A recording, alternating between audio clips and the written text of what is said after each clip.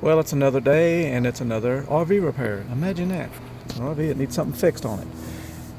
Anyway, this I noticed almost so ago when I was doing some wiring inside. Actually, when I ran the wires to that light up here, I was running it back under the cabinetry alongside, and I happened to be doing it late at night, and there's a good rainstorm was going on. So I noticed while I had the drawer out and I was looking on the back side, I was seeing a little bit of water coming through. I said, well, I know that's not good.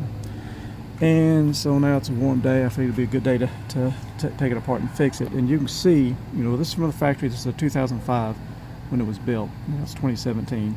So the foam has just deteriorated.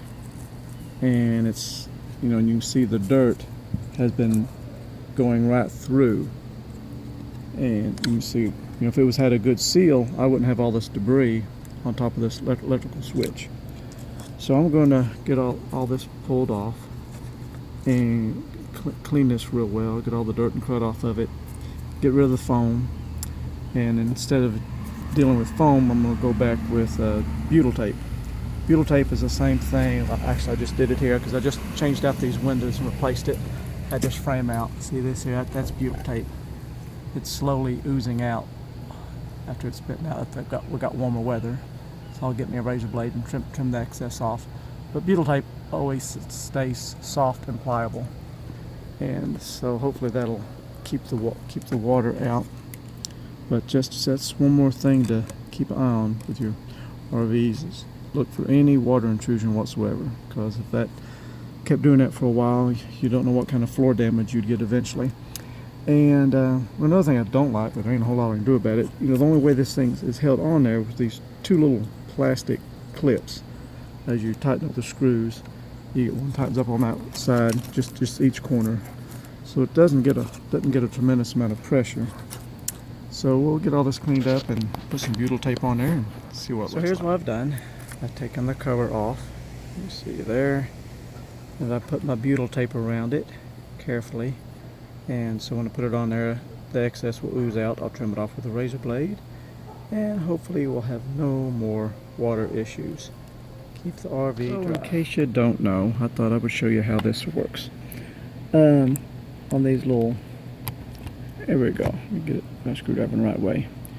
So when you shove this box back inside the RV, and you go to turn the screw, which is right there for this one here. As you turn the screw, that little flap rotates around and then starts pulling itself tighter and tighter as you rotate it. And that's what pulls it back to create a tight seal. So you can see, it's just plastic, so it's not going to get a super tight seal, but hopefully it's good enough. So that's why when you go to remove these receptacles, it may not want to come out, but you got to really unscrew it a lot. You got to get, you can't see this when you go to take it out. You got to keep screwing until that tab falls behind that, and there's no way to know that. So you just have to give it a whole lot of turns. It may feel like it's only coming halfway out, but if it's not coming out, that's usually the reason. It's just not spinning it back far enough. And so I'll carefully get this back in here and tighten it up and see what it looks like. Okay, now you see it's installed, and over time this will slowly ooze out maybe a little bit more. Now I'm going to take my razor blade, trim this up, and so I'll get it trimmed up and see how it does. And in a few weeks I'll look at it. Over time the butyl tape may push out a little bit more, and I'll trim it off again. So let's do that. So there's the final result. Got all the excess trimmed off, and then I'm going to go inside and show you one more little trick I'm going to try. Okay, so now I'll pull back here. See, I'm behind the cabinetry. And I was going to tell you, when I first found this is when I was running my wires on a rainy night, and I seen water back behind this receptacle, and I knew that wasn't good. So what I've just done is I've put me some paper with some print on it just under and around that receptacle.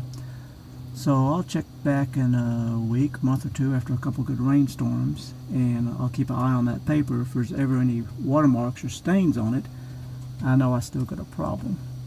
But as long as everything stays nice and dry and I don't see any watermarks on that paper, I know I did a good job. And you can see on the back side kind of how that works. How those little plastic pieces wedge in on the back side to tighten up on it. and that's all you got to make your seal. So not a whole lot, but hopefully it is enough. So anyways, I guess that's got this job completed. Have a great day.